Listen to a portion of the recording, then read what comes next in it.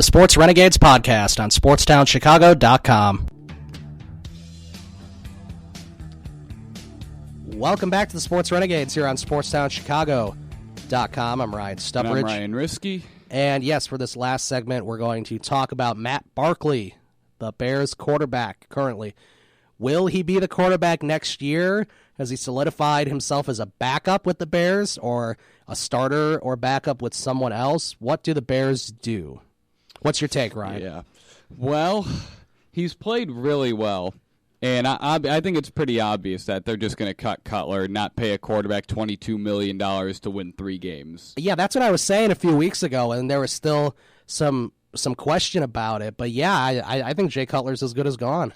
Especially when you can pay Barkley, $1 million, Brian Hoyer maybe $1 or $2 million. Hoyer's making only $1 million this year. I mean, that's $2 million on your 2 quarterbacks that have been more consistent than Cutler has. Yeah, which it's crazy to even talk about it, but yeah, it's been true, and it's crazy. And I think one thing you need to look at is if you're going to draft a quarterback in a very high round this year, you're probably better off keeping Hoyer as the starter to groom him, because I feel like he's more of a veteran than Barkley is. Yeah, he'd be a better guy to help groom your young quarterback. Where if you're going to take one maybe fourth or fifth round, then maybe you can debate on whether keeping Barkley around, because what are the odds that guy's going to develop into like a really good player? You need to.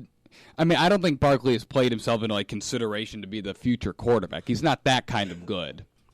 No, but he's definitely done an admirable job, which is surprising. Yeah, Jay Cutler's gone pretty much, and do you know the Bears? The problem is there's nobody to draft.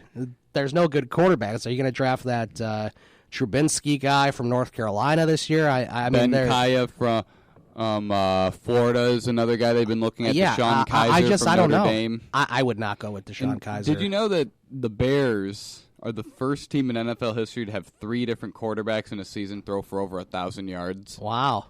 I did not know that, but I guess when you think about it, it's remarkable, really. The problem is there's so many other facets that are you gotta bad. You gotta have like 3 different quarterbacks playing an equal amount of games, right? And if you're having that many quarterbacks play, your team's not very good. Yeah, exactly. So, I don't know. We'll see how Barkley does these last 2 games. He's done pretty well. Him and Hoyer's numbers are similar, I think. I was looking at the numbers. Hoyer does have a better QR rating. I think that's because Barkley has thrown many more interceptions than Hoyer. Yeah, I think Barkley has 6 touchdowns, 7 interceptions, and Hoyer has had like 6 touchdowns and like 1 interception or something. One thing Barkley has done, though, is actually throw to Jeffrey. I know he only did it for a quarter. Yeah, Hoyer right. didn't really throw to Jeffrey, and once Barkley realized what a good player he was, he threw at Jeffrey all over the Packers' defense in that 4th quarter. That's another good question. Is Alshon Jeffrey going to be back on this team next year? Are they going to use franchise tag again or whatever they seem to do? I don't know what they're going to do with Alshon Jeffrey. And I think it's a problem because you don't want to lose a really good young player. Except for this Bears regime does not seem to be the biggest fans of Alshon Jeffrey. Right. Except right now, if you're trying to rightfully so. Except it's not like Jeffrey's like 30 or 31. He's 26. Yeah, he's 26. He's getting into those prime ages where he should continue to get a little better and be pretty consistent. And I don't think the Bears have ever drafted and developed a receiver like him before. Right. So I don't think just based on the past couple of years of him being injured and then the suspension, I think he should re-sign him. It's it'll be up to him really. If he wants to return. He got into some trouble this year. He was taking a banned substance, and that's not good. Obviously, he should know what he can use and what he can't use. I would suspect that doesn't happen again, though.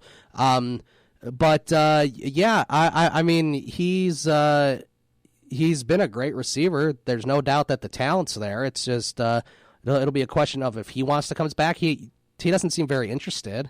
And we don't even know what the Bears' interest is. And he's been like that for a couple of years now. I think part of that is because I don't know what the Bears' interest is either, and he probably gets that same vibe. So he's not going to, cozy up to the Bears front office if he feels like he's getting shortchanged, which I think he does. Right, and he might want to go to a team that has a better quarterback or has the quarterback situation figured out. Yeah, I mean, if I was him, I would not want to be on a team that's going to have possibly Matt Barkley or Brian Hoyer starting next year. I just would not like that because you're not going to make the playoffs with that. And, I mean, in the grand scheme of things, I mean, when is this Bears team going to make the playoffs? As long as Aaron Rodgers is in Green Bay, they probably won't ever overtake him. Now, they've come close a couple times. And they did in 2010, technically. They ended up winning the division, and the Packers got in as a wild card, which the Bears could have prevented. But as long as Aaron Rodgers is there, it'll be tough to ever make the playoffs. It is, and that's because it goes back to them not being able to draft and develop a quarterback, and just years and years and years of poor drafting. Right, and the thing with Cutler is, I mean, he's a good quarterback with a great arm, obviously. He gets, the team in too many mistakes and makes a costly turnover pretty much every game. But he also gets hurt every year, and every year that they were rolling and doing well, like 2011, 2012, he always got hurt.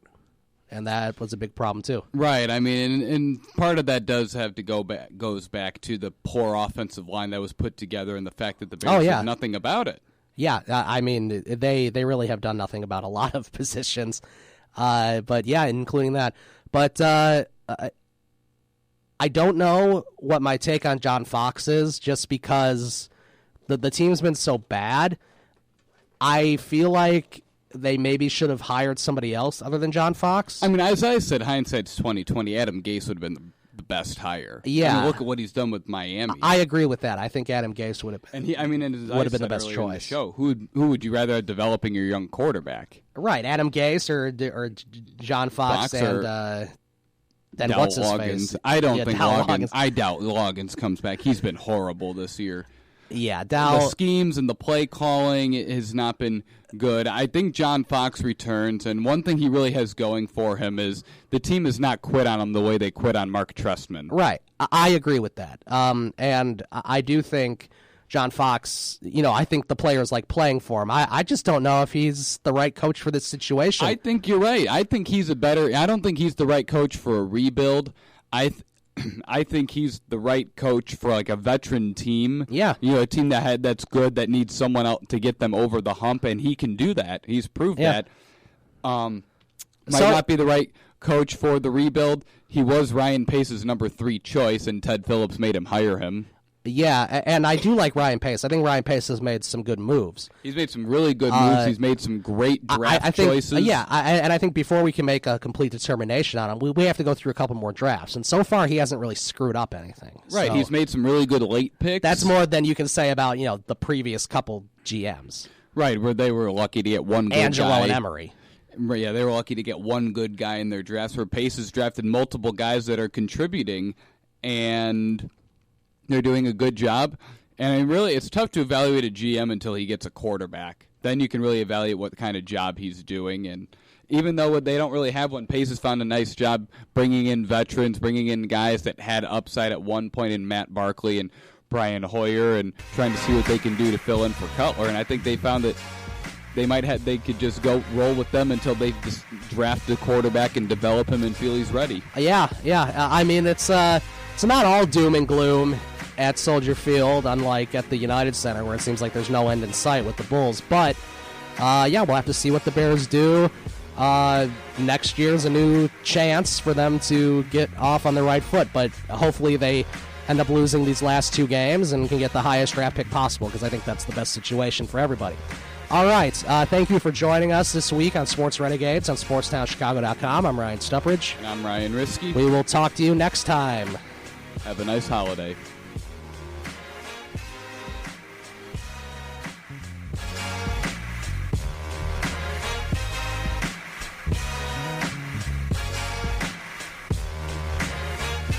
The Sports Renegades podcast on SportsTownChicago.com.